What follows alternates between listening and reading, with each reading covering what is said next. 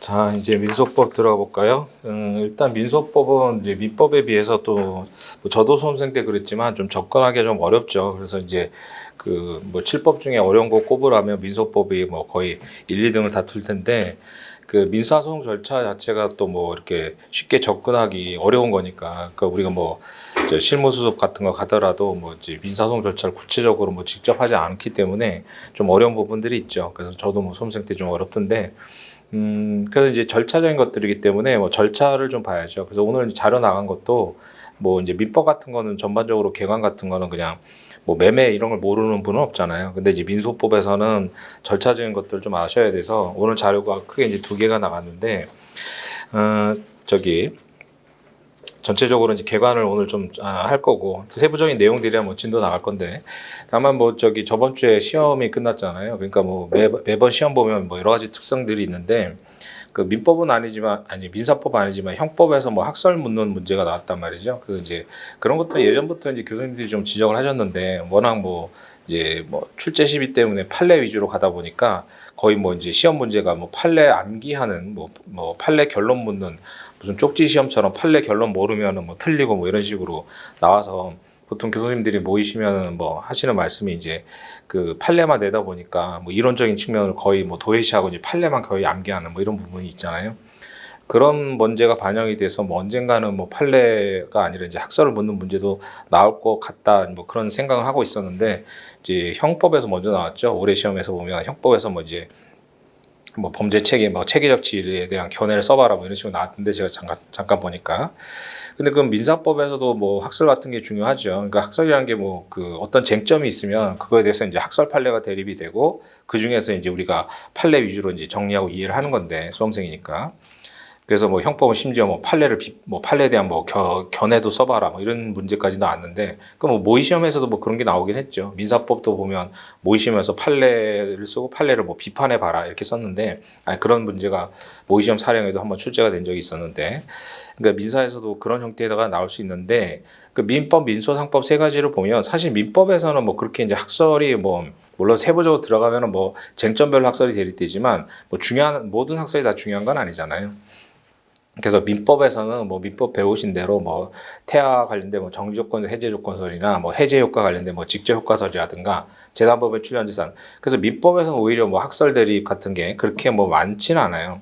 그러니까 공부를 해야 되는 게. 그래서 뭐 그런 부분들 몇 가지들은 뭐 기존의 책에도 정리했고 이제 강의 시간에 다 말씀드렸는데 특히 이제 민소법하고 상법에 가면 오히려 또 학설이 민법에 비해서 많죠. 그래서 이제 뭐 그 내용도 뭐 기본서에는 원래 다 정리돼 있었으니까 뭐 따로 뭐 시험 때문에 뭐 교재를 뭐 저기 그렇게 되는 건 아니죠. 바꾸고 이런 건 아니니까요. 뭐 전 이제 책은 뭐 이제 시험 보기 전에 나왔는데 기존부터 뭐 학설들은 다 정리해 놨으니까 그렇다고 다 모든 학설을 다 공부하실 필요 없는 거고 시험에 물을 수 있는 것들은 정리해 드릴 거예요. 물론 뭐 기본 강의 기존에서도 뭐 기본 강의 때는 그런 얘기들 했으니까 그러니까 어떠한 논의가 있기 때문에 이게 문제가 되고 판례를 이를 입장을 취했다. 그렇게 정확하게 이해를 해야죠. 그래서 그런 식으로 공부를 하는 것이어서 뭐 출제 경향과 상관없이 뭐 강의 방향이나 공부 방법이 완전히 달라지는 건 아니고 뭐 기존 내용대로 가시면 돼요. 근데 그런 걸 좀 염두에 두자 이거죠. 그래서 특히 뭐 기존에 뭐 그 기본 강의 때도 그 중요한 학설들 같은 거 설명을 드렸는데 뭐 갈수록 이제 뭐 암기장이나 이런 강의 할 때 좀 생략을 했지만 근데 이제 올해는 특히 뭐 또 시험 출제 경향이 그렇게 나왔고 그러면 이제 민사법에서도 충분히 그런 형태로 나올 수 있으니까 뭐 학설까지 써봐라 학설 및 판례 태도를 검토해봐라 뭐 이런 식으로 물어볼 수 있기 때문에 뭐 그렇게 출제될 수 있는 부분들은 기존에 비해서 조금 더 강조를 해드릴 테니까 뭐 수업 잘 들으시면 되고 그래서 교재에서는 뭐 이미 예전부터 뭐 다 정리됐던 거니까요. 그래서 그렇게 좀 시험과 관련해서는 그런 식으로 이제 경향이 그러니까 작년에 CBT 시행되고 이제 그 올해는 아직 뭐 발표가 안 났지만 작년에 발표한 거 보니까 또 이렇게 CBT 때문에 여러 가지 변화가 좀 있던데 또 올해는 또 CBT 2년 차니까 또 그런 거에 대비해서 문제도 약간 좀 경향이 바뀌고 그러지 않았느냐 뭐 큰 틀에서는 변화가 없지만 좀 세부적으로 보면 그런 부분들이 있으니까 우리가 이제 뭐 변화되는 그런 경향들에서 큰 틀에서는 변화가 없더라도 이제 세부적으로 들어가면 조금씩의 변화는 있으니까 그런 것들은 좀 대비를 하셔야 되는데 가장 큰 변화가 뭐 형법에서 출제가 됐지만 이제 그 민사법에서도 충분히 이제 그런 부분들이 이제 학설 문제라든가 그런 부분들이 좀 선택형에도 영향을 미쳐가지고 선택형도 조금 어렵게 나왔는데 이제 그런 것들이 영향을 미치지 않았나 싶어요. 그래서 이제 그런 것들까지 이제 강의에 반영을 해서 말씀드릴 테니까 뭐 수업 열심히 들으시고 하시면 되겠죠. 그래서 그렇게 좀 그 전체적으로 그 공부 방향은 그렇게 잡으시고, 그다음 오늘 자료 나갔는데 일단 한 장짜리 한번 볼까요? 자, 민사소송 절차 개요도라고 해서 이것도 뭐 그냥 뭐 처음에 보고 나중에는 뭐 당연한 얘기인데 처음에 해야 좀 그렇죠. 그러니까 이제 형사소송과 또 비교를 해야 되고 이제 민사소송은 또 민법과도 비교를 해야 되는데 그 한 장짜리 그 1페이지라고 되어 있는 앞부분에 민사소송 절차 개요도를 보시면 맨 위에 이제 소장을 제출하죠.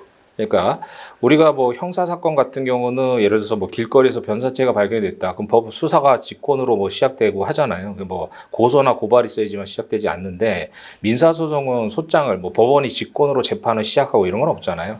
그러니까 당사자가 소장을 법원에 제출을 해야죠.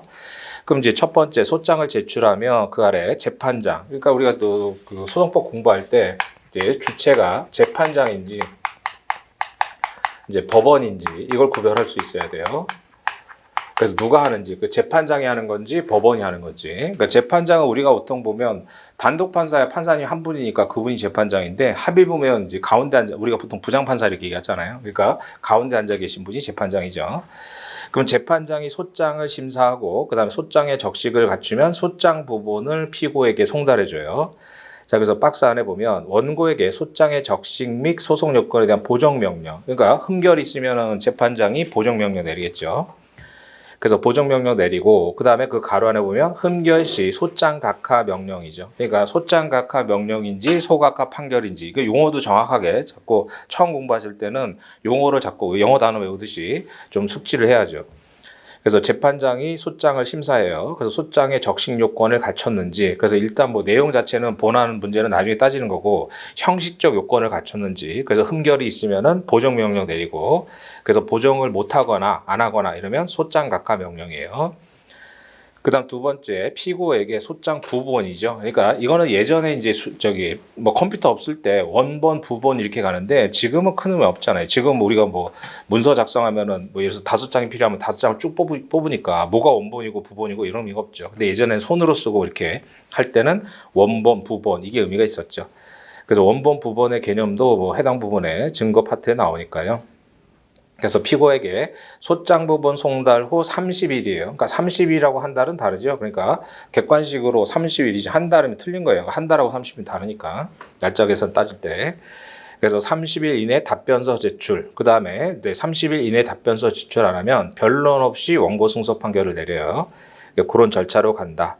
그래서 이제 소장의 적식 요건이 갖춰졌으면 피고한테 소장 보고 송달하고, 그럼 피고가 30일 이내에 다투는 뭐 답변서를 낼 거 아니에요. 그럼 이제 그 뒤에 절차로 가죠.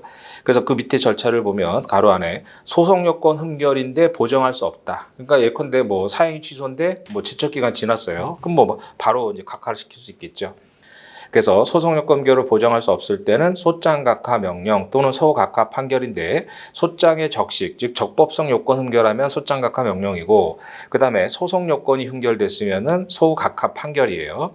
그래서 두 번째 박스의 그 첫 번째 줄에 보면 원고에게 소장의 적식 및 소송 요건 보정 명령 이렇게 돼 있잖아요. 그러니까 소장의 적식 흠결이면 소장 각하 명령이고 소송 요건 흠결이면 소각하 판결인 거예요. 그런 절차로 가고, 그 다음에 그 아래 칸으로 가서 이제 피고가 답변서를 내는데 부인 취지 답변서, 나는 뭐 돈 빌린 적이 없다 뭐 이렇게 할 수 있잖아요. 또는 자백하거나 그 다음에 뭐 무답변하거나 이럴 수 있죠. 그러면 이제 자백하거나 답변 없으면 답변서 안 내면 변론할 필요가 없잖아요. 그러니까 변론이라는 건 이제 판사님 옆에서 재판하는 걸 말하는데 변론 없이 원고 승소 판결할 수 있죠. 근데 피고가 다퉜다. 그러면은 재판장의 판단 내려가셔서 서면에 의한 변론 준비 절차. 그래서 이게 이제 2002년도 개정법에서 도입됐다가 이제 2008년도에 개정이 돼서 임의적 절차예요, 지금. 예전에는 필요적 절차였단 말이죠.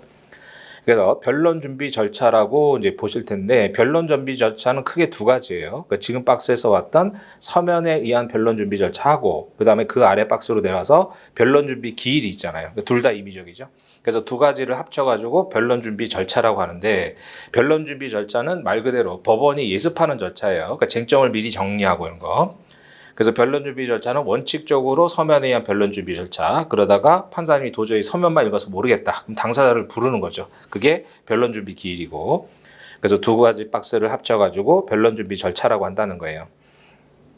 그래서 그 구체적인 내용들은 뭐 해당 부분에 보실 거니까 다만 서면에 의한 변론 준비 절차에서는 마지막 그 동그라미 보면 4개월 이내에 그래서 4개월까지만 할 수 있고 4개월이 경과되면 변론 준비 기일로 가든가 종료하든가 뭐 그런 절차로 간다 이거고. 그래서 서면만 보고 쟁점이 정리되면 바로 변론 기일로 가는데 이제 판사님 도저히 뭐 서면만 봐서 모르겠다 그러면은 밑에 변론 준비 기일로 간다 이렇게 하는 거고.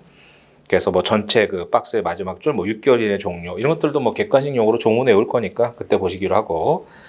그 다음에 이제 그 밑에 보면 아래서 두 번째 박스에 보면 변론기일. 그러니까 변론이라는 건 법원에 가서 법정에서 그러니까 헌법에서 배우시는 이제 뭐야 공개재판주의잖아요.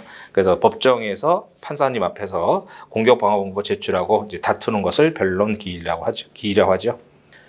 그 다음에 이제 더 이상 증거 낼 게 없으면 마지막 칸에 변론을 종결한다고 하죠. 종결. 그런 것들 보통 판사님 뭐라고 해요? 결심한다고 하잖아요. 결심. 결심이 뭐예요? 그러니까 심리를 종결한다는 뜻이죠. 그러니까 결심이라는 게 뭘 결정한다 그게 아니라 심리를 종결하겠다. 그러니까 결심하겠습니다. 그러면 이제 더 이상 뭐 당사자들이 낼 증거가 없으면 재판할 필요가 없잖아요. 그러니까 심리를 종결한다는 뜻이에요. 그래서 변론 종결, 그다음 이제 판사님 뭐 판결 선고하겠죠. 그러니까 이런 전체적인 뭐 이제 간단한 개관을 보시면 되고, 그다음에 저 뒷페이지 보세요. 이 페이지에. 그럼 이제 1심 절차는 좀 이따 그 두꺼운 자료로 볼 텐데 상소심 이것도 뭐 법원 홈페이지에 있는 거 제가 다운받은 건데 우리는 3심제잖아요 원칙적으로. 그래서 이제 맨 밑에 칸을 보세요.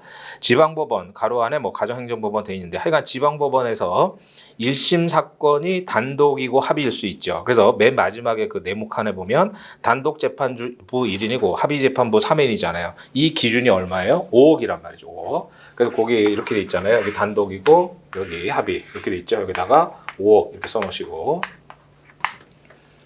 자, 5억까지는 단독이고 금액이 5억을 초과하면 합의부예요. 근거 조문은 뭐 교재에서 보실 거니까 5억까지는 단독, 5억 초과가 합의부예요.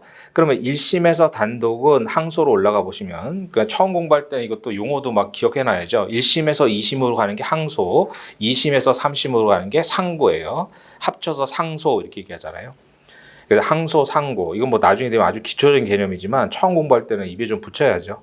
그래서 1심에서 2심으로 가는 게 항소인데 그 왼쪽 편에 단독재판부 즉 1심에서 5호까지가 단독재판부면 이제 합의재판부 즉 지방법원 합의부로 가는 거예요. 그래서 지방법원 합의부로 간다. 예컨대 뭐 수원지방법원 합의부 이렇게 가는 거죠. 그래서 1심에서 수원지방법원에서 했으면 2심은 수원지방법원 합의부로 가는 거예요. 고등법원으로 가는 게 아니라. 그 다음에 이제 2심에서 합의부 재판부였으면 3심은 어디나 다 대법원이죠. 그래서 3심은 뭐 하나니까 그렇게 가는 게 하나 있고 그 다음에 5억을 초과하면 오른쪽 칸이죠. 합의재판부 1심에서 합의사건이에요. 그럼 2심은 어디로 가요? 합의부 재판부 아니라 뭐예요? 이제 고등법원으로 간단 말이죠. 고등법원. 그러니까 수원지방법원 1심에서 합의부를 했으면 수원고등법원으로 가는 거예요. 수원지방법원 합의부가 아니라 1심에서 합의부였으니까. 그래서 1심에서 합의 사건은 2심은 어디로 간다고요? 고등법원으로 간다고요. 그렇게 알아두시고. 다만 이 그림에선 빠졌는데 자, 단독재판부 여기서 아까 이제 단독재판부가 있었고 그다음에 여기는 이제 합의로 갔죠, 그림에. 그다음에 여기는 이제 고등으로 갔잖아요. 고등으로. 근데 이 5억 중에서 좀 이제 조문 먼저 볼까요? 교재 한번 보세요. 교재 31페이지 볼까요?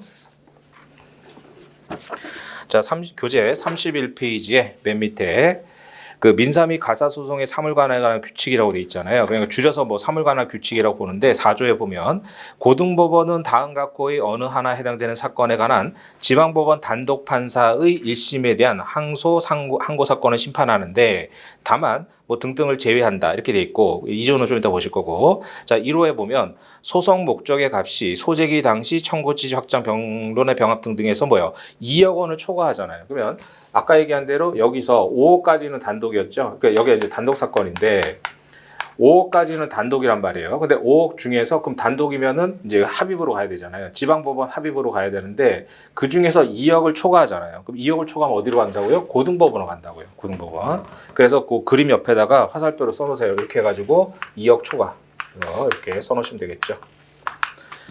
그래서 처음에 볼 때는 이제 뭐 좀 이해를 해야 되니까 그래서 그 프린트 2페이지에 그 왼쪽 편에 단독 재판부 항소해서 옆으로 대각선으로 올려가지고 합의 재판부 3인으로 이렇게 올린 다음에 2억 초과일 때는 뭐요 1심에서 단독이면 원래 합의부로 가야 되는데 합의부가 아니라 고등법원으로 간다 이거예요.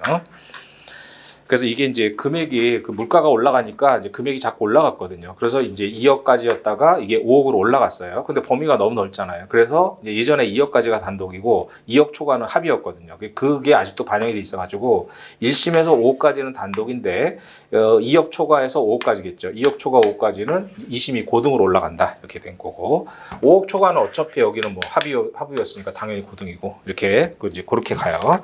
근거는 이제 사물관할규칙 4조 1호다. 이렇게 알아두시고, 뭐 뒤에서 다시 한번 보겠지만, 그래서 이제 1심에서 이게 이제 사례 문제로도 중요하고, 형사소송은 이제 검사가 공소 제기하니까 뭐 관할이 크게 이제 문제 안 되죠. 근데 이제 민사소송은 당사자들이 소송을 제기하기 때문에 시험 문제로도 이제 어디가 관할 법원이고 항소심이 어디서 진행되는지 이런 것도 알아야 돼요. 이게 기초 개념이니까.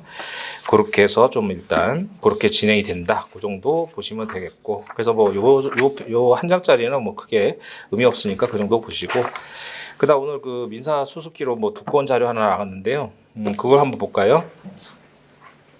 예전에는 뭐 제가 했던 사건 자료들을 가지고 이렇게 보여드렸는데 그럼 이제 그 개인정보 때문에 자꾸 지워야 되잖아요. 뭐 이름 지우고 뭐 주민번호 지우고 주소 이런 거 지우다 보니까 너무 많이 지워가지고 뭐 저기 보기가 좀 어려워서 그 민지실 기록 가지고 한 거예요. 이게 뭐 그 날짜 보시면 아시겠지만 지금도 뭐 비슷한 기록들이 많이 있으니까 그래서 뭐 앞에 표지는 됐고 그 다음에 그 뒷장에 넘기셔가지고 그 저기 밑에 그 번호 그 로마자 숫자 로마자 작은 번호 2번이라고 되어 있는 그래서 뒷페이지에 그 이제 페이지로 네 번째겠죠. 그래서 그 보면 이게 이제 판사님 앞에 그 판사님이 가지고 있는 기록의 맨 앞이에요. 그래서 맨 위에 보면 서울중앙지방법원 민사 제1심 소송 기록 이렇게 돼 있죠.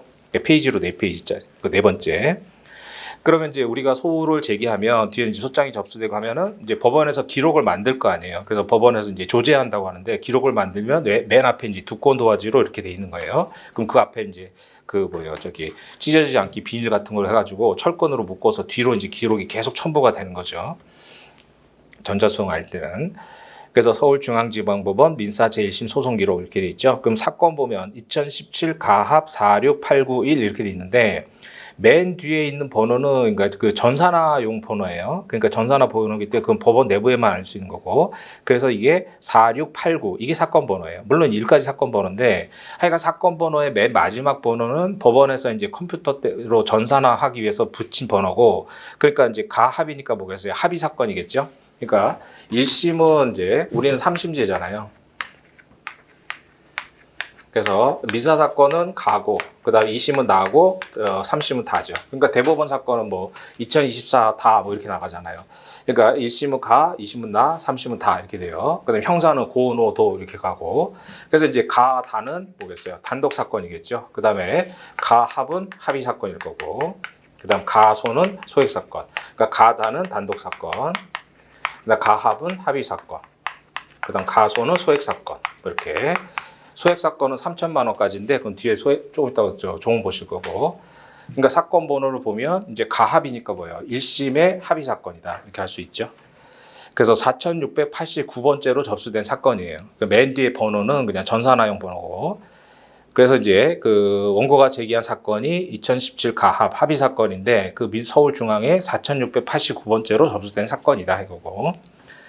그럼 이제 오른쪽에 재판부가 45 재판부죠. 그러니까 이제 민사 재판부가 여러 재판부가 있을 거 아니에요. 45 재판부고 주심은 나니까 합의 사건이니까 뭐예요? 그 재판장 부장 판사님 계시고 그다음 우배석 좌배석 있겠죠. 그러니까 판사님 기준으로 봤을 때 오른쪽에 앉은 사람이 나예요. 그러니까 우리가 볼 때는 이제 왼쪽인 거죠. 그러니까 판사님 부장 판사님 중간에 앉아 계시잖아요. 그래서 판사님 기준으로 오른쪽에 앉아 있는 사람이 나, 그러니까 우배석 판사고 판사님 기준으로 왼쪽에 앉아 있는 사람이 좌배석이죠. 우리가 볼 땐 반대겠지만, 그러니까 주심은 이제 우배석 사건이다 이렇게 보시면 되겠고, 그 다음에 이제 그래서 처음에는 이제 고딕체로 이렇게 출력이 됐잖아요. 그러다가 중간에 이제 반소가 들어오니까 이게 손으로 쓴 거예요. 그래서 쉽게 얘기해서, 그러니까 반소 사건은 중간에 들어온 거니까요. 그래서 2018 가합 그러니까 뭐예요? 이제 해가 넘겨져 가지고 이제 반소가 들어왔겠죠. 그래서 1357 반소 이것도 마찬가지로 2018년도에 135번째로 접수된 사건인 거고 그래서 가로 열고 반소, 계약금 반환 등 이렇게 돼 있죠. 그럼 이제 원고 가서 원고 김범준 대리인 법무법인 어쩌고 나오고 그래서 법무법인에서는 담당 변호사 3명이 있고 그래서 담당 변호사 중에 맨 앞에 있는 사람이 파트너 변호사 우리가 얘기하는 구성원이죠. 그래서 이제 그 뭐 법조윤리 할 때도 배웠잖아요. 그래서 이제 반드시 그 소속 변호사들은 구성원 변호사와 함께 이제 담당 변호사로 지정이 돼야 되죠. 그래서 보통 맨 앞에 있는 사람이 파트너고 이제 나머지 사람들은 소속 변호사고 그다음 피고는 1번 이강한, 강양국, 조진웅 이렇게 돼 있죠. 그다음에 이강한이 반소원고 그러니까 이강한 이 사람만 반소를 제기했다 이렇게 된 거고 그래서 밑에 이제 소장이 접수될 때는 피고 측은 뭐 변호사가 없는 거 아니에요. 근데 나중에 이제 변호사를 선임했으니까 그래서 다른 글씨체로 손글씨체로 대리인 뭐 이렇게 돼 있죠. 그런 얘기고. 그다음 왼쪽 편 맨 위에 그 기일을 보면 12월 22일이겠죠. 맨 첫 번째 칸에 12월 20일 P2는 뭐겠어요? 오후 2시 이거예요. 오후 2시에 감정을 했다. 그러니까 변론기일 전에 미리 감정한 거예요. 그다음에 그 두 번째 칸에는 2월 2일이겠죠. 2월 1일 A 10은 이제 아침 10시일 거고. 그러니까 처음 이제 변론기일은 오전에 잡아요. 그 오전에 잡아서 간단하게 이제 이제 쟁점만 정리하고 말죠. 그다음에 2월 22일 P2 오후 2시에 이제 제2회 변론기일이 잡힌 거죠. 그러니까 여기는 2월 1일이 제1회 변론기일이고 그다음에 2월 22일 오후 2시에. 그래서 이제 2회 변론기일부터는 뭐 증거조사도 하고 시간이 오래 걸리니까 오후에 한단 말이죠. 그래서 그래서 2회 변론기일이 2월 22일이고 그다음 3월 8일 아침 10시에 판결을 선고한 거죠. 그러니까 이건 재판 2번 하고 판결을 선고했다. 이렇게 할 수 있을 거고. 그러면 이제 마지막 변론한 날짜가 언제예요? 2월 22일이잖아요. 그러니까 이 사건이 이대로 확정이 되면 변론 종결일이 2월 22일이 되는 거예요. 그래서 3월 8일 날 그냥 판결을 선고했다. 이렇게 진행됐구나. 그러면 이제 두 번 재판하고 판결이 선고됐구나. 이렇게 알 수 있죠. 그래서 그게 이제 그 판사님이 갖고 있는 기록의 맨 첫 번째 표지다. 이렇게 보시면 되겠고. 그 다음에 이제 그 자그노마자 4번 페이지로 가서 보시면 사건별 송달 현황. 이건 이제 재판 진행될 때마다 법원에서 법원 그 담당자들이 출력해서 판사님한테 주는 거예요. 근데 우리는 이제 끝까지 간 기록을 한꺼번에 보는 거니까 이게 한꺼번에 출력이 돼 있는 거죠. 그래서 로마자 4번, 작은 로마자 4번 페이지를 보시면 맨 첫 번째 송달물이 소장부원 소송 절차 안내서. 그러니까 소장부원하고 소송 절차 안내서가 피고한테 송달이 되죠. 이제 그건 뒤에 나올 거예요. 그래서 송달 받을 자 피고 이강한이고 그다음 수령인 장소 처 김원아 누가 받았다 이런 얘기죠. 밑에도 다 마찬가지고. 그러니까 이 소송은 지금 이제 원고가 김범준이라는 사람이죠. 그래서 김범준이라는 원고가 이제 피고가 3명이잖아요. 그래서 이광한, 강양국, 조진웅. 그다음에 강양국, 조진웅. 이 3명을 피고로 해서 제기한 거죠. 근데 그 중에서 이제 이광한은 김범준에게 이 사람은 이제 반소도 제기한 거고, 반소 뒤에 나올 거고. 그럼 일단 피고들한테 소장 부원하고 절차 안내서가 동봉이 돼서 송달이 되겠죠. 그래서 이제 이강한테 송달됐고 강양국 그다음 조진웅 그래서 각각 송달이 된 거고. 그다음에 이제 그 네 번째 칸에 보면 이제 그 원고 대리인 법무법인 어쩌고 담당 변호사 이정모 이렇게 돼 있죠. 그러니까 피고들이 이제 답변서를 낸 거잖아요. 그래서 그 송달물에 보면 피고 1, 2 답변서, 피고 3 답변서. 그래서 보통 이제 변호사가 선임돼 있으면 변호사 사무실로 송달해요. 물론 본인한테 송달이 됐다고 해서 송달이 위협한 건 아닌데 그냥 실무적 관행적으로는 왜냐하면 이제 변호사 사무실에서 송달 못 받고 이러진 않잖아요. 그러니까 낮에는 집에 사람이 없을 수도 있는데 변호사 사무실은 낮에 사람이 없고 이러지 않으니까. 그래서 보통 변호사가 선임돼 있으면 변호사 사무실로 송달을 하고 물론 본인한테 송달됐다고 위협한 건 아니다. 그런 것도 다 나올 거예요. 그다음 마지막 칸에 보면 청구 취지 원인 변경 신청 및 준비 서면. 그러니까 청구 취지하고 청구 원인 변경. 그래서 청구의 변경이라고 배우실 건데 이게 변경이 된 거예요. 그래서 이제 피고 1, 2 대리인 법무부원 이제 피고들이 변호사 선임했잖아요. 그래서 그 변호사 사무실로 송달이 됐다. 그 정도. 그다음에 자그노마자 5번 페이지로 가서 보시면 여기도 마찬가지로 청구 취지 원인 변경 신청서 및 준비 서면이 이제 피고 3회 대리인 변호사 누구에게 송달이 됐다 이거고. 그다음에 아까 그 변론 일의 변론기일 전에 감정했잖아요. 그래서 두 번째 칸에 보면 감정기일이 잡혔죠. 그래서 감정기일. 그래서 각각의 원고 변호사하고 그다음 피고 변호사들에게 다 각각 송달이 된 거고. 그다음에 이제 세 번째 칸에 피고 1, 2 준비 서면, 피고 1 반소장 제출했죠. 그래서 준비 서면, 반소장. 그럼 이거 서면도 원고가 제일 처음 내는 게 소장이죠. 그래서 소장이고, 그 다음에 피고들이 제일 처음 내는 게 답변서예요. 그리고는 다 뭐예요? 다 준비서면이란 말이죠. 이름이 다 준비서면. 원고가 내는 것도 준비서면, 서면. 그 다음에 피고가 내는 것도 준비서면. 이렇게 되죠. 그래서 소장이나 답변서 각각 뭐예요? 소장도 구체적 내용이 적혀져 있으면 원고가 최초로 제출하는 준비 서면을 소장이라고 하는 거예요. 그다음 피고도 답변서에서 구체적 내용이 기재되어 있으면 피고가 최초로 제출하는 준비 서면이 답변서 이렇게 돼 있죠. 그러니까 준비 서면도 뭐 뒤에서 해당 부분에서 보실 테니까. 그러니까 소장, 답변서, 그다음부터는 전부 다 이름이 준비 서면. 그러니까 제목도 준비 서면 이래서 쓰는 거죠. 그런 게 이제 제출이 됐다는 거고. 그 다음에 이제 그 아래서 두 번째 칸에 보면 변론기일 통지서, 그러니까 언제 재판 나와라 이렇게 이제 알려주는 거죠. 그 다음에 뭐 청구 취지 변경 신청서 준비 서면이 각각 송달이 된 거고, 그 아래도 마찬가지로 피고 3에게 송달이 된 거죠. 그 다음에 이제 그 작은 로마자 6번에 가서 보시면 증인 출석 요구서가 나오잖아요. 그래서 증인 이종필 이 사람이 이제 증인으로 나와가지고 이제 증인 신문 어떻게 하는지 뭐 그런 것도 볼 거예요. 그 다음에 그 밑에 보면 증인신문 사항 이렇게 돼 있죠. 그래서 증인신문 사항을 미리 이제 제출하는 거예요. 그래야지만 상대방도 뭐 탄핵할 거 있으면 탄핵하고 이렇게 준비를 하겠죠. 내용들을. 그래서 증인신문 사항을 송달해주고. 그 다음에 이제 7페이지 가서 보시면 이거는 이제 그 뭐야. 우리가 뭐 교과서 치면 목차 이런 거잖아요. 이제 그런 내용들이니까 이건 뭐 큰 의미는 없고 넘어가셔가지고. 그다음 이제 아라비아 숫자로 1페이지. 자, 서증 목록 이렇게 돼 있죠. 서증 목록. 그래서 아라비아 1페이지는 이제 그 메뉴에 보면 서중 목록에서 사건 번호가 있고, 그 다음에 그 서중 목록 왼쪽 편반에 보면 원고 제출 이렇게 돼 있잖아요. 그러니까 원고가 제출하는 것을 갑호증이라고 하죠. 그래서 갑제 1호증, 뭐 2호증 이렇게 얘기하는 거예요. 그럼 서중 번호는 왼쪽 편에 1, 2-1, 2- 뭐 이런 식으로 돼 있잖아요. 그 다음에 기일 및 장수인데 이제 여기서 말하는 기일은 변론기일 말하죠. 그래서 기일에서 보면 1차 이렇게 돼 있잖아요. 그러니까 1차 변론기일이 제출했다는 거예요. 그러니까 이 사건은 재판 2번 했잖아요.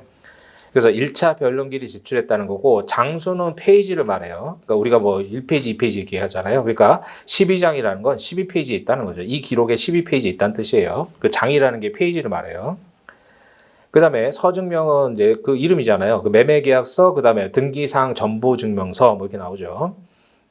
이게 서증 이름이고, 그 다음에 인부, 이제 인정할 거냐 부인할 거냐 이거예요. 그러니까 당사자가 증거를 제출하면 판사님이 상대방한테 물어봐요. 상대방이 안 다투면 뭐 증거조사 이런 게 필요 없잖아요. 그러니까 인부라는 게 인정할 거냐 부인할 거냐 이제 이 얘기예요. 그래서 오른쪽에 인부 요지가 있잖아요. 그래서 매매계약서를 원고가 제출했는데 피고들한테 물어보겠죠. 그랬더니 피고 1은 성립을 인정한 거고 피고 2, 3은 부지 모르겠다 이렇게 얘기한 거예요. 그러니까 성립의 인정은 위조되지 않았다 이런 얘기죠. 그래서 뭐 진정 성립 이래서 이제 서중 파트에서 보실 거고.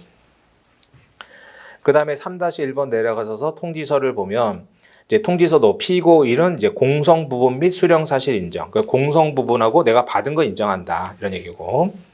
그 다음에 2, 3은 모르겠다 이런 얘기죠.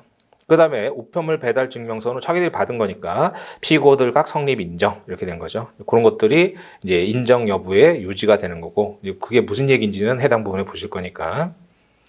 그 다음에 이제 그 1페이지라고 돼 있는데 바로 위에 그 박스 맨 밑에 보면 민소 152, 154 이렇게 나오잖아요. 그러니까 이제 그 공공기관에서 쓰는 서류들에 보면 다 이런 게 있어요. 밑에 보면 이게 근거, 이제 이 서류의 근거 조문이 뭐냐 이거예요. 이런 서중 목록의 근거 조문은 민소법 152조, 154조에 있다 이런 얘기죠. 그러니까 이런 것도 다 찾아봐야 돼요. 나중에는. 그 다음에 2페이지 아라비아 목적이 쪽 표시로 2페이지를 보면 증인 등 목록이죠. 그래서 이제 원고가 신청했잖아요. 그래서 이제 왼쪽 편 첫 번째 칸에 보면 기일 및 장수에서 기일회, 아까 감정을 미리 했잖아요. 일의 변론 기일 전에 감정했죠. 그래서 이제 기일회 이렇게 돼 있고, 그래서 감정 차인 감정한 거고. 그 다음에 증거 결정의 기일은 기일이고 채부의 채, 뭐예요? 판사님이 이거 채택했다는 거죠. 판사님이 증거로 채택해서 채에 동감 치는 거예요. 거부했으면 이제 부에 동감 치겠죠. 그래서 증거조사는 언제 실시했고 비고에 보면 감정서가 도착을 했다. 그래서 시가 감정을 미리 한 거예요. 그 다음에 증인 누구 불렀잖아요. 아까 증인 신청했죠. 그래서 증인 누구 해가지고 여기도 판사님이 채택을 해줬다. 이거고. 그럼 이제 증인 신문 사항인데 그건 뭐 뒤에서 보실 거고.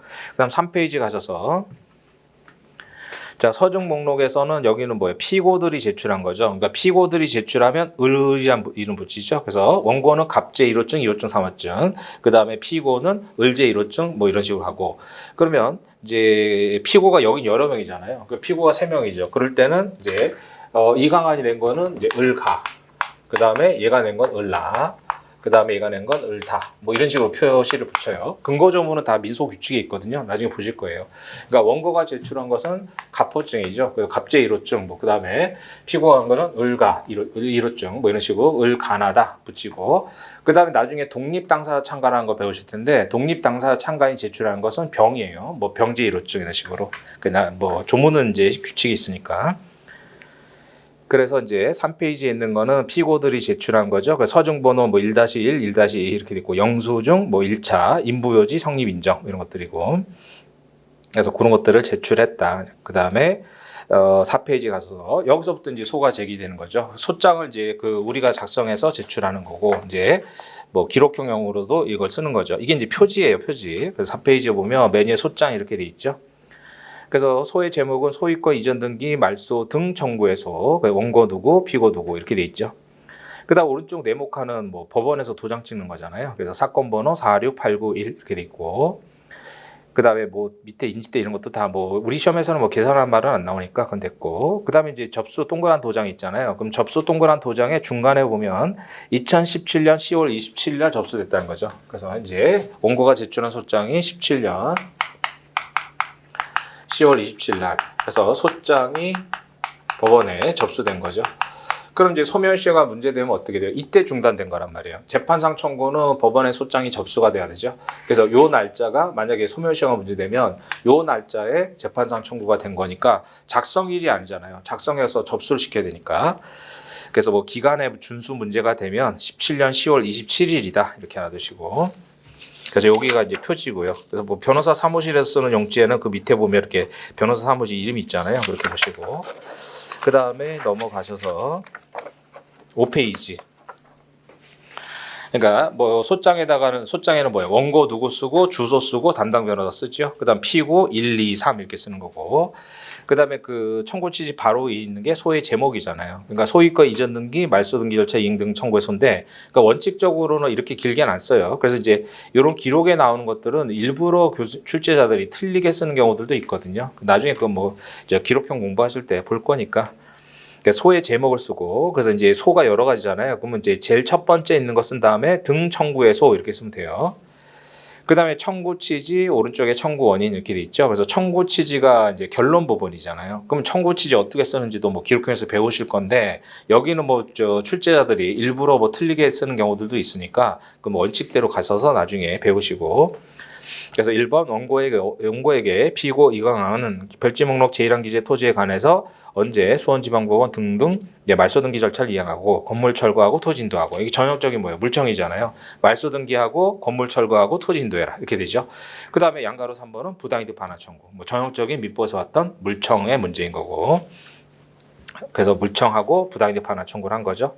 그다음 나번에 강양국은 뭐 등등에서 마찬가지로 근저당권 설정 등기 말소 등기 절차를 이행하고, 그다음에 조진웅은 가압류 말소 퇴거 뭐 이런 것들을 청구한 거죠. 그다음에 이제 2번에 보면 6페이지에 소송 비용은 피고들의 부담으로 한다라는 판결 및 가집행 선고를 구합니다. 그래서 소송 비용 가집행 뭐 그런 것도 쓰는 거니까. 그다음에 이제 청구 원인은 이건 뭐 자세히 읽으실 건 아닌 거고 우리는 뭐 지금 포맷만 보는 거니까. 그래서 이런 식으로 청구 취지, 청구 원인 쓰고, 그다음에 뭐 7페이지 쭉 내려가서 이런 식으로 이제 청구 원인을 요건 사실에 맞춰 쭉 쓰는 거죠. 그다음에 8페이지 가서 보시면 뭐 증명하겠다 어쩌고 돼 있고, 맨 밑에 8페이지 맨 밑에 보면 증명 방법 이렇게 돼 있잖아요. 그래서 1호에 보면 갑제 1호증, 원고가 제출하는 게 갑제 1호증 이렇게 돼 있는 거죠. 이 1호, 2호는 그냥 원고가 알아서 번호 붙이는 거예요. 그냥 넘어가셔가지고 9페이지에 갑제 2호증이 1, 2 뭐 이렇게 돼 있고, 그래서 증명 방법, 그다음 뭐예요? 첨부 서류. 그러니까 우리가 소장 시험 문제에서는 이제 증명 방법 첨부 서류 쓰지 말라고 했기 때문에 우리가 시험 볼 때는 안 써도 돼요. 근데 이제 첨부 서류에서 보면 1번에 하여간 법원에도 제출되는 거는 어떻게 돼요? 피고 플러스 1이란 말이죠. 그러니까 이제 법원에서 복사해서 주는 게 아닐 거 아니에요. 그러니까 하여간 피고들한테도 가는 거는 이제 피고 플러스 1인 거예요. 하나는 판사님한테 줘야 되니까. 그래서 1번에 증거 설명서 및 증명 방법은 각 4통. 왜냐면 피고가 3명이니까. 이제 법원에 하나 제출하고 나머지 3통은 법원에서 알아서 보내주죠. 법원에서 법원에서 복사해서 보내주는 게 아니니까. 그래서 이건 피고들한테도 가야 되는 것은 숫자가 피고 플러스 1이에요. 그다음 법원한테만 제출하는 건 한 통이면 되는 거잖아요. 그래서 뭐 영수필 확인서, 등본, 송달료, 납부서, 위임장 이런 거 법원한테만 보내주면 되니까 한 통인 거고, 그다음 소장부 번호 이게 원본이잖아요. 그러니까 원본 한 장 있으니까는 피고가 3명이죠. 그러니까 소장부 번호는 3통이 되는 거고. 그다음 날짜 쓰고 왼쪽편 맨 밑에 서울중앙지방법원 귀중 이렇게 하는 거죠. 그다음에 10페이지에 보면 부동산 목록이라고 돼 있잖아요. 그 목록에 동감 쳐두시고 별지 목록 이렇게 쓰면 안 돼요. 그건 이제 중복됐단 말이죠. 그러니까 이 목록 자체가 별지이기 때문에 그냥 별지 목록 이렇게 쓰면 안 되고요. 그래서 이거 자체가 별지잖아요. 그러니까 별지란 말을 쓰지 않고 그냥 목록 이렇게 써요. 그래서 부동산 목록 또는 그냥 목록, 그러니까 별지 목록 쓰면 이게 좀 똑같은 말이니까 그래서 이제 그 별지 목록이라고 안 쓰고 이걸 별지라고 부르긴 하는데 그냥 목록이라고 쓰고, 이거는 이제 청구 취지에다 써야 되는데 너무 길잖아요. 그래서 너무 길어지니까 별도로 목록을 뽑는 거예요. 근데 우리 이제 변시에서는 이제 목록은 다 주어지고 그냥 인용하라고만 했고 목록을 작성하라고 한 적은 없었으니까 뭐 그 정도 보시고. 그 다음에 이런 이제 소장이 접수가 된 거죠. 그럼 판사님 보고 소장의 적신 조건, 즉 그 소장의 필요적 기재사항들이 다 구비가 되면 피고한테 송달을 하고 이제 재판 절차가 진행이 되는데, 자 11페이지 가서 보시면 증거가 제출됐잖아요. 아까 갑제의료증, 갑제이유증이 제출됐죠. 그럼 법원에서 증거설명서 제출하라고 해요. 왜냐하면 판사님이 이게 이제 이 사람들이 왜 제출했는지 모르잖아요. 그래서 11페이지 보면 사건 번호 2017 가합 이렇게 돼 있고, 갑제의료증, 호증은 이제 갑제의료증, 서증명 매매계약서고 작성 날짜, 작성자 됐고, 자 증명취지 거기 동감 쳐보세요. 그래서 증명취지 동감 치시고 옆으로 뽑아가지고 이제 간접적 진술, 그래서 간접적 주장. 그래서 간접적 주장이라고 써놓으세요. 일단. 그러니까 나중에 이제 민소에서 변론주의, 그러니까 당사자가 주장하지 않은 것은 원칙적으로 판단을 안 해줘요. 근데 증명 취지, 내가 이걸 왜 증거로 제출했는지의 취지잖아요. 그러니까 증명 취지를 통해서 간접적 주장이 돼요. 따라서 이걸 판단해 주더라도 변론주의 위반이 아니다. 뭐 이런 얘기가 나올 거예요. 그래서 원고가 갑제의료증 왜 제출했어요? 이 사건 대지에 관한 원고와 피고 이강한 사이의 매매계약 내용, 이걸 주장하려고 매매계약서를 제출했다 이거예요. 그러면 뒤에서 이제 준비 서면에서 판사님 제가 매매했는데요 라는 주장을 안 했더라도 이거 가지고 간접적 주장으로 볼 수 있다 이런 얘기예요. 그래서 간접적 주장 또는 뭐 간접적 진술 뭐 이런 표현을 쓰는데, 그래서 그때 이제 첫날 기록에서 봤던 게 이겁니다라고 제가 말씀드릴 거예요. 그래서 증명 취지를 통해서 간접적 주장이 됐기 때문에 이거 판단해 주더라도 변론주의 위반이 아니다 이거고. 그다음 갑 2-1, 2- 마찬가지요. 이 사건 대지에 관한 소유권 이전 등기, 피고 강량국의 근저당권 등기 뭐 등등에 관한 이제 가압류 등기의 내용 이런 것들 주장할 목적으로 이제 등기부를 제출했다 이거죠. 그러니까 예전에는 수작업일 때는 등기부 등본이었는데 지금은 전산화 됐잖아요. 그래서 등기사항 증명서라고 얘기해요. 근데 그건 뭐 제목이 나오니까 그대로 베끼시면 되고. 그 다음에 이제 12페이지 요게 이제 원고가 제출한 갑제의료증 매매계약서죠. 그래서 뭐 안에 내용은 뭐 보실 건 아닌 거고 넘어가셔가지고 13페이지에 보면 매도인 김범준, 매수인 이강환 이렇게 있죠. 중개사 이패인 있고, 그래서 중개사 이종필 뭐 이런 사람들을 또 증인으로 부르고 하긴 하죠. 그래서 13페이지 오른쪽 맨 밑에 보면 그 네모 도장 있잖아요. 갑제의료증. 그러니까 1호, 2호 이건 변호사들이 알아서 붙이는 거예요. 원고들이. 그래서 이제 사무실에 보면 도장들이 다 있죠. 그래서 1, 2 이거 숫자만 이제 그 숫자 볼펜으로 쓰면 되니까. 그래서 갑제의료증. 그래서 거기다 의료증이 돼 있고. 그다음 14페이지는 등기부잖아요. 등기사항 전부증명서, 말소상 포함 이렇게 돼 있죠. 그래서 경기도 하남시 교산동 토지인 거고 뭐 표제부 돼 있고. 그다음 갑구에 보면 그 갑구에 보면 왼쪽 편에 순위번호 1번 밑에 가로 열고 전3 이렇게 돼 있잖아요. 그러니까 이 전3이 뭐냐면 그러니까 2000년대 말부터 이제 그 90년대 말부터 해갖고 전산화를 했잖아요. 그러니까 전산화를 할 때 수작업에 있는 걸 다 옮길 필요가 없죠. 그러니까 마지막 거만 옮기면 되잖아요. 그러니까 김범준이라는 사람이 수작업 등기부에서 3번이었다는 거예요. 3번. 그러니까 그 위에 뭐 소유자가 2명 있었겠죠. 그래서 김범준이 3번째 소유자인데 그럼 옛날 사람들 다 옮길 필요가 없잖아요. 그래서 전산화 시키면서 이제 마지막 소유자인 현재 소유자인 김범준 것만 옮기면서 김범준이 3번이었다. 그래서 가로 열고 전3은 이제 그 앞에 등기부 즉 전 등기부에서 이 사람이 3번이었다. 그런 얘기예요. 그래서 김범준이 소유자이고 이광환한테 팔았죠. 그 다음에 조진홍이라는 사람이 바로 가압류를 한 거고. 그래서 그게 등기원인에 보면 가압류에 서울중앙지방법원의 가압류 결정 뭐 이렇게 돼 있죠. 그래서 뭐 그 가압류 등기가 됐다. 이런 것들이 이제 부동산의 가압류 등기가 된 거고. 그러면 이제 뭐 이강한 거 말소 등기할 때 조진웅은 승낙 의사 표시할 의무가 있다. 이거 뭐 물권법에서 보신 게 그런 얘기죠. 그다음 15페이지 가서 보시면 을고의 근저당권 설정되잖아요. 그래서 이제 순위번호 1번 근저당권 설정해서 최고액 얼마이고 채무자 이강한, 그다음에 근저당권자 김범준 이렇게 돼 있죠. 그다음 2번 근저당권자도 채무자 이강한이고 근저당권자 강양구 이렇게 돼 있고. 그다음에 이제 등기부를 특정할 때는 그 밑에 이하 여백 바로 밑에 보면 관할 등기소 나오잖아요. 이거 그대로 베끼면 돼요. 기록형에서도 그렇고 수원지방법원 하남 등기소. 그러니까 이건 뭐 등기소가 있는 경우가 있고 뭐 등기국인데도 있고 뭐 여러 가지인데 그거 뭐 고민할 게 아니라 그냥 기록에 나온 거 그대로 베끼면 돼요. 그래서 여기서는 이 등기를 특정할 때는 수원지방법원 하남 등기소 뭐 이렇게 특정하면 되는 거고. 그다음 밑에 또 그 전산 운영 책임관 밑에 보면 갑재 2호증의 1 이렇게 있죠. 그래서 이제 원고 측에서 이제 번호를 붙이는 거고. 그래서 그런 얘기로 가면 되겠고. 그다음에 16페이지 가서 보시면 건물이잖아요. 그래서 그 땅 위에 서 있는 건물인 거죠. 그래서 갑구 순위번호 1번에 보면 그 민법에서 말씀드렸는데 보전 등기는 뭐예요? 등기 원인을 안 써요. 그래서 갑구 순위번호 1번에 보면 소유권 보전, 등기 원인이 비어 있죠. 그래서 등기 원인을 안 쓰는 거고, 그건 이제 등기법에 조문 있고 물권법에서 봤어요. 그다음에 이제 조진홍이 가압류를 했다 이런 얘기고.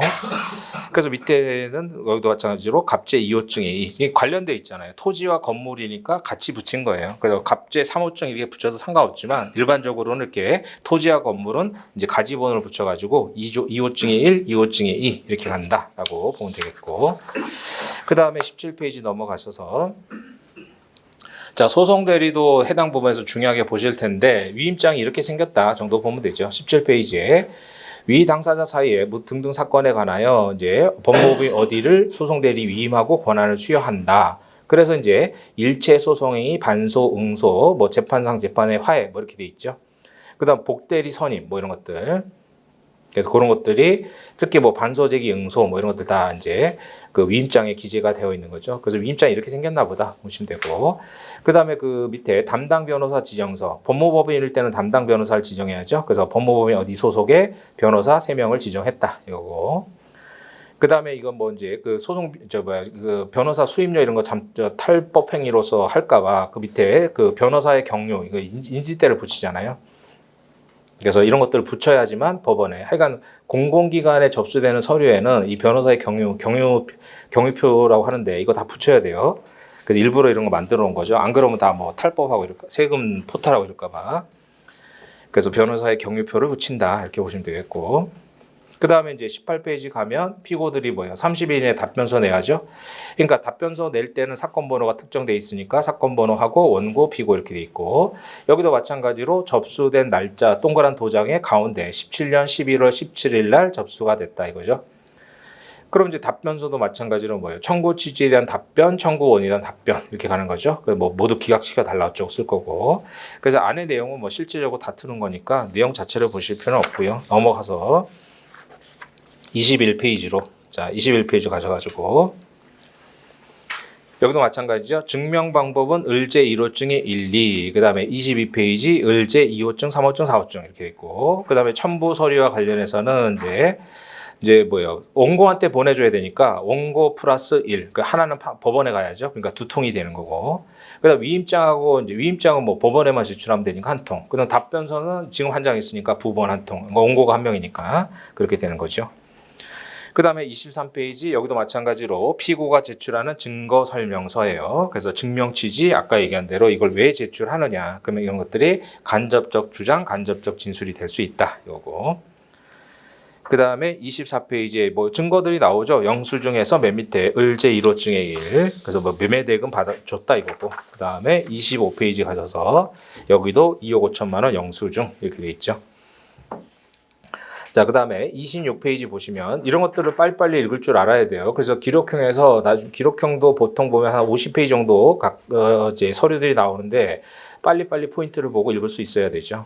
그래서 26페이지 보면 메뉴에 서울중앙지방법원 제80 민사부 결정. 그래서 우리가 압류, 가압류 명령이라고 하는데 실질은 결정이에요. 그래서 그 메뉴에 결정 동그라미 쳐놓으시고 그래서 압류 명령, 전부 명령, 가압류 명령이라고 하죠. 그래서 이름은 명령인데 실질은 결정이거든요. 그럼 명령과 결정이 어떻게 다른지는 해당 부분에서 보실 거니까 우리가 보통 이름은 명령이라고 하는데 실질은 결정인 게 많아요. 그래서 메뉴에 결정 동그라미 쳐놓으시고 그래서 채권자, 채무자, 제3채무자 이렇게 돼 있죠. 그래서 채권자 김상우, 채무자 김범준, 제3채무자 이강한. 그러니까 지금 김범준이 소송 제기한 원고인데 김범준의 채권자인 김상우가 뭐예요? 이 매매대금 채권을 가압류한 거예요. 그래서 결정 주문 보시면 채무자의 제3채무자에 대한 별지 기지의 채권을 가압류한다. 이게 가압류 명령이죠. 그 다음에 제3채무자는 채무자에게 지급을 해서는 안 된다. 이게 뭐예요? 지급금지 명령인 거예요. 그 498조, 민법 498조에서 봤던 지급금지 명령이 이런 주문이에요.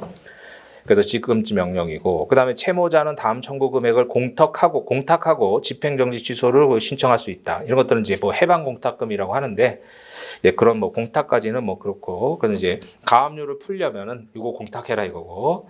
그 다음에 청구 채권의 내용이 17년 3월 1일 대여금. 이게 뭐예요? 김상우가 김범준한테 갖고 있는 채권이에요. 그래서 김상우가 김범준한테 갖고 있는 채권이 17년 3월 1일자 대여금 청구 금액 1억 원 이렇게 돼 있죠. 그러니까 김범준은 이 가압류 풀고 싶으면은 뭐예요? 1억 원을 공탁해라. 그걸 해방 공탁금이라고 해요.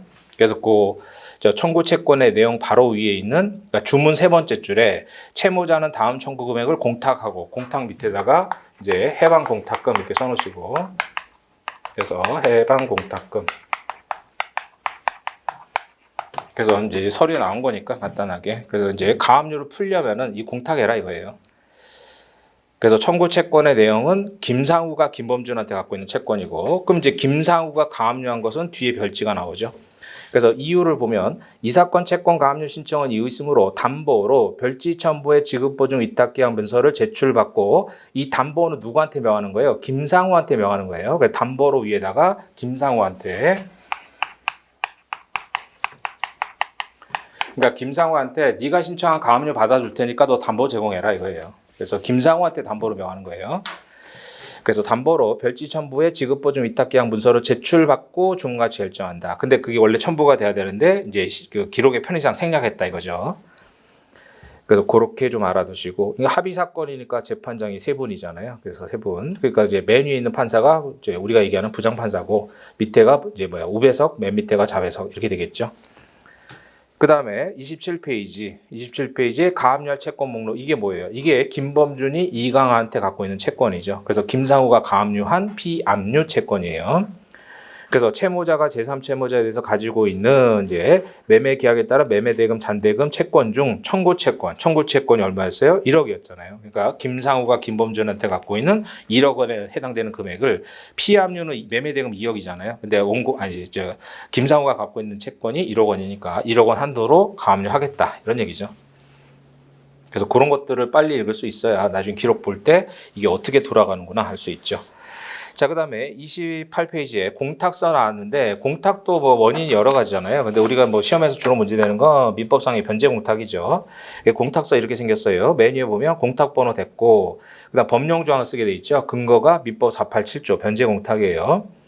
그럼 공탁자 이제 그 뭐 이름 쓰는 거고 오른쪽에 피공탁자 쓰는 거고 그다음 공탁 금액 1억 원. 보관은행 어디 이렇게 있고 공탁 원인을 봐야죠. 공탁자는 피공탁자에게 뭐 등등에 따른 잔대금 중 김상우가 가압류한 1억 원을 공제한 금액을 지급하려고 했으나 피공탁자가 수령하지 않기 때문에 변제 수령 거절이잖아요. 그래서 변제 공탁한다 이런 얘기고. 그러니까 김상우가 가압류한 1억 원을 뺀 나머지 1억 원이었잖아요. 아까 잔대금 2억 원이었으니까. 그래서 1억 원을 주려고 했더니 김범준이 안 받아서 공탁한다는 거고. 그래서 이제 그런 식으로 공탁서가 이렇게 생겼나 보다 정도 보시면 되겠고. 그래서 맨 밑에 이제 공탁은행에 가면 이제 도장을 이렇게 찍어주는 거죠. 그런 얘기로 보면 되겠고요. 그다음에 넘어가서 29페이지에 영수증도 뭐 됐고, 그다음에 30페이지 피고들의 뭐 소송 위임장이 나오죠. 뭐 위임장 똑같이 생겼으니까 뭐 됐고. 그다음 31페이지 가서 보시면 이제 조진홍의 답변서를 제출한 거잖아요. 뭐 똑같죠. 내용은 청구 취지 답변, 청구원인의 답변. 그래서 그 청구원이 답변에서 1번 보시면 소외 적법 여부. 그래서 원고의 피고 조진에 대한 이 사건 소는 부적법 각하돼야 됩니다. 그래서 옆에다가 이런 걸 본안전 항변이라고 해요. 옆에다가 본안전 항변 이렇게 써놓으시고. 그래서 원고가 제기한 소가 부적법하니까 본안에 들어가기 전에 각하시켜 주세요. 이런 것들을 본안전 항변이라고 해요. 그래서 이제 본안전 항변한 거예요. 그래서 각하시켜 주세요라고 하고, 그다음 청구원인의 뭐 항변을 쭉 주장한 거죠. 뭐 됐고 넘어가셔서 33페이지 가서 보시면, 자 33페이지에서는 맨 위에 보면 증명방법 밑에 이 조진홍이 뭐예요? 자기가 제출한 걸 기준으로 을제 1호증, 2호증, 3호증 이렇게 붙였잖아요. 그럼 아까 그 피고 이광환이가 제출한 서류하고 번호가 똑같잖아요. 그래서 판사님이 이제 고쳐주는 거예요, 이런 거. 그래서 이제 그 이광환이 제출한 증거들이 이미 있으니까 당신은 5, 6, 7로 하세요. 이렇게 해서 고친 거예요. 똑같이 을제 1호증 하면 헷갈리잖아요. 그러니까 이미 이광환이가 서류를 제출한 게 있었죠. 그러니까 조진웅이 제출한 서류가 번호가 똑같으면 헷갈리니까, 그래서 판사가 이제 5, 6, 7로 바꿔라 이렇게 해서 바꿨다 이렇게 보시면 되고. 그다음 첨부 서류는 뭐 똑같죠. 그래서 이제 상대방한테 갈 거는 플러스 1이고 법원한테만 갈 거는 뭐 1이고 이렇게 된 거고. 34페이지 증거설명서 똑같고요. 그 다음에 35페이지에 뭐 영수증 마찬가지죠. 그래서 35페이지 맨 밑에 그 네모칸에 보면 이제 조진홍이 제출할 때는 을제 1호증이라고 번호를 붙였는데 이제 판사님이 5호증으로 고치세요 이렇게 한 것이라고 보시면 되겠고. 그 다음 36페이지도 뭐 임대차 계약서 됐고. 그 다음에 37페이지 뭐 사업자 등록증 이렇게 생겼나 보다 정도 보시면 되죠. 그래서 뭐 상가법상이 뭐 대항력 구비하려면 사업자 등록 있어야 되잖아요. 그래서 이렇게 생겼나 보다 정도. 그 다음에 38페이지 위임장도 뭐 앞에서 본 거하고 똑같고. 자 39페이지는 신경 써서 보셔야 돼요. 이거는 뭐 민소법 자체 뭐 시험 문제와 관련된 거니까. 그래서 맨 위에 보면 서울중앙지방법원 제45 민사부 준비 명령이라고 되어 있죠. 그래서 이런 것들도 다 법원의 소송 지휘권의 일종이에요.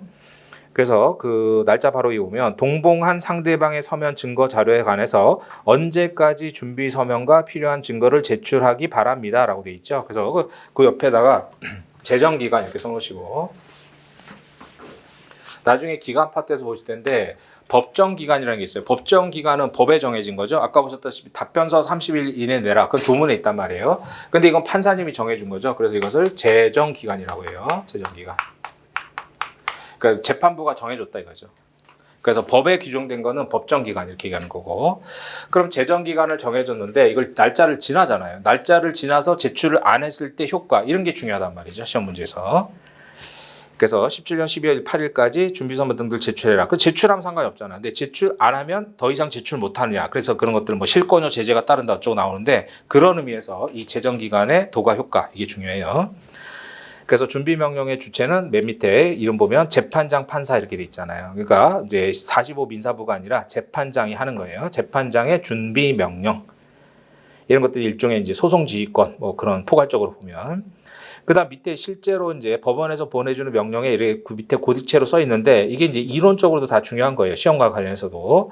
그래서 유의사항을 보면 준비 서면에는 상대방 주장에 대하여 항목별로 인정하는지 여부를 밝히고 인정할 수 없다면 구체적으로 적어야 된다. 그러니까 뭐 그냥 부인합니다 이러면 안 되잖아요. 그러니까 구체적으로 적어야 돼요. 그리고 상대방이 제출한 서증에 대해서는 인부, 인정 여부라고 그랬잖아요. 성립, 인정, 부인, 부지 뭐 이런 거예요. 구체적으로 밝혀야 된다. 그 다음에 2호에 자신의 주장 사실을 뒷받칠 만한 증거를 다음 요령에 따라 함께 제출해라. 서증 신청에서는 서증 사본 및 증거 설명서. 아까 증거 설명서 봤죠? 그 다음에 증인 신청할 때는 증인의 이름, 주소, 연락처 뒤에 나와요. 그 다음에 증인이 사건에 관여하게 된 알게 된 경위적은 증인 신청서를 제출해라 이거. 그 다음에 이 사건은 이제 감정했잖아요. 그래서 검증, 감정 등등이 필요할 때는 입증 취지, 왜 이걸 신청하는지 신청서를 제출하는 거고. 그 다음에 3번에 별표 하나 쳐놓으시고, 위 기한까지 자료를 제출하지 않거나 제출된 내용이 부실할 때는 더 이상 주장과 증거 신청이 없는 것으로 보고 다음 절차를 진행하고 늦게 하여 소송을 지연시키는 거 인정될 때는 각하. 그래서 이런 것들을 공격 방어 방법의 각하라고 해요. 각하되는 불이익을 받을 수 있다. 그래서 민소법 149조 나오죠. 이거는 이제 시험 문제와 관련해서도 중요한 거예요. 그래서 이 재정기간을 도과됐을 때 이렇게 더 이상 제출 못하는 실권료 제재가 따르는 게 있고 아닌 게 있는데 여기는 뭐예요? 판사님이 이때까지 그러니까 그 메뉴에 밑줄 쳐 있는 17년 12월 8일까지 제출 안 하면 안 받아주겠다는 거잖아요. 그러니까 그때까지 제출해라 이거예요. 그래서 맨 밑에 그 3번이 중요한 의미가 있고 그래서 실공방 각하, 실기한 공격 방어 방법의 각하라고 해서 아주 중요한 쟁점인데 그게 이제 여기서 판사님이 12월 8일까지 정해놓고 재정기간인데 도과되면 안 받아주겠다라고 한 거예요. 그 다음 40페이지 청구 취지 청구 원인 변경 신청 및 준비 서면 이렇게 된 거죠. 그러니까 원고가 청구 취지를 바꾼 거예요. 자, 그래서 그 도장 밑에 위 당사자 사이에 뭐 등등 사건에 관하여 원고 소대인은 다음과 같이 청구 취지 원인을 변경하고 변론을 준비한다. 그러니까 청구 취지 일부 변경해서 피고 조진행에 대한 청구 취지 중 뭐 등등을 이렇게 바꾼다는 거고 나머지는 유지하고 그다음 청구 원인도 뭐 일부 변경. 이건 이제 읽어보면은 민법에서 배우셨던 법리가 나와요. 그래서 가압유권자한테는 승낙 청구하라고 그랬잖아요. 말소등기 청구하면 안 된다고 그랬죠. 그래서 그거 바꾼 거예요. 그다음에 뭐 나머지는 뭐 이제 그 됐고 쭉 넘어가서 그런 것도 이제 실제 판단하는 거죠. 판사 입장에서. 그럼 45페이지로 가셔가지고 45페이지 맨 밑에 증명 방법 뭐 똑같죠. 46페이지에 증명 방법 뭐 갑제 3호증 뭐 등등 되어 있고 첨부 서류 마찬가지로 이렇게 되어 있고 그 다음에 이제 47페이지 또 증거 설명서 제출한 거죠. 그다음 48페이지 이런 거 뭐 증거 서류니까 통지서 보냈다. 그래서 뭐 이제 내용 증명을 보냈다 이런 얘기고 넘어가서 49페이지 우편물 배달 증명서는 우리가 나중에 이제 기록형 같은 거 시험 뭐 문제 풀 때 뭐 언제 도달했느냐 이런 걸 따지는 거죠. 그래서 49페이지에서는 우편물 배달 증명서도 자주 나올 텐데 이제 포인트가 뭐예요? 누가 받았는지, 그 다음에 받은 날짜가 언제인지 이런 거 보는 거죠. 그래서 오른쪽 맨 마지막 칸에 배달 연호를 하고 그 다음에 받은 사람 왼쪽 편 맨 밑에 이강한 본인이 받은 거잖아요. 뭐 그런 것들만 체크하면 되고 그 다음 50페이지 통지서 51페이지 됐고 그 다음에 52페이지도 중요한 서류인데요. 자 52페이지 가셔서 그러니까 증인 신문 절차든 뭐 시험의 특성상 굉장히 중요한 건데 자 그래서 52페이지 증인 신청서 보면 증인의 표시에서 이종필이고 직업 뭐 중개인이고 쭉 나오잖아요. 그럼 원피고와의 관계 이 사람이 그 매매계약 중개했단 말이에요. 원고와 피고 누구 사이에 매매계약 중개인이죠. 자 그래서 3번에 증인은 중개사 사무실 뭐 등등 경영하고 했어가지고 원고와 누구 사이에 중개해서 내용을 잘 알고 있다. 그 다음에 그래서 4번에 신문할 사항의 개요. 그러니까 이런 걸 알아야지만 상대방 측에서도 미리 준비를 할 거 아니에요. 그 다음에 5번에 별표를 쳐놓으시고 희망하는 증인신문 방식에 이제 체크를 하는 거예요. 그래서 증인진술서 제출 방식, 증인신문사항 제출 방식, 서면에 의한 증인 방식 이렇게 돼 있죠. 그러니까 이거는 다 이제 그 시험과 관련해서도 어떤 증인신문 절차를 거치느냐, 증거조사를 거치냐가 중요해요. 그런 것들이 있다. 네, 자세한 내용을 보실 거고. 그 다음에 이제 그 맨 밑에 작은 글씨를 보면 증인이 이 사건에 관여하거나 내용을 알게 된 경우에는 구체적 적어야 되고 그 다음에 그 2번도 별표 하나 쳐놓으시고 여러 명의 증인을 신청할 때는 증인별로 따로따로 증인 신청서를 작성하고요. 그 다음에 3번에 신청한 증인이 이제 판사님이 우리가 증인 신청했다고 판사가 다 받아주는 건 아니란 말이에요. 그 판사님 볼 때 이 사람 필요 없으면 거부할 수도 있는 거죠. 그래서 신청한 증인이 채택됐을 때는 법원이 명하는 바에 따라 증인 진술서, 신문사항을 미리 제출하고 지정된 신문기일에 데리고 와야죠. 주치를 취해라 이런 얘기고. 그래서 우리가 뭐 신청했다고 판사님 다 받아주는 건 아니니까요. 그래서 53페이지 가서 보시면 자 증거 신청에서 뭐 한 거예요? 네모 칸에 밑에 보면 위 당사자 간의 사건에 관해서 아까 부당이득 반환 청구했잖아요. 그러니까 원고 소대인은 주장사실 증명하기 위해서 차임 감정 신청. 그래서 차임 상당 부당이득이라고 우리가 얘기하죠. 근데 실제 소송에서 이렇게 감정 신청을 하죠.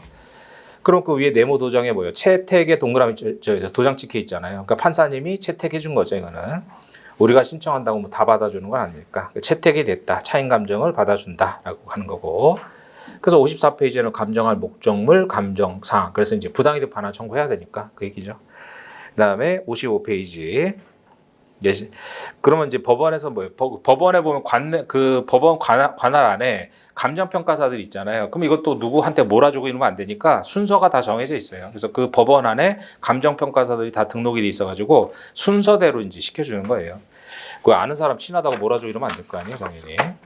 그래서 이제 55페이지에 45 민사부 결정에서 위 사건에 관하여 아래 사람을 감정인 지정하는데 감정평가사겠죠. 뭐 등등 되어 있고.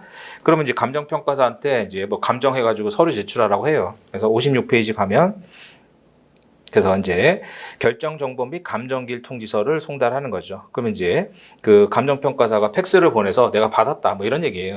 됐고. 그 다음에 57페이지 가셔가지고 그래서 보통 뭐 팩스로 보내주고 하니까 뭐 팩스로 송달받았으면 확인한다. 감정 기일됐고 그 다음에 이제 58페이지에 뭐 마찬가지죠. 다 영수증 팩스로 받았다 이런 얘기고 변호사 사무실로 보내면 변호사 사무실에서도 법원으로 팩스로 보내고 그 다음에 이제 59페이지로 가는데 잠시 쉬었다가 계속하죠.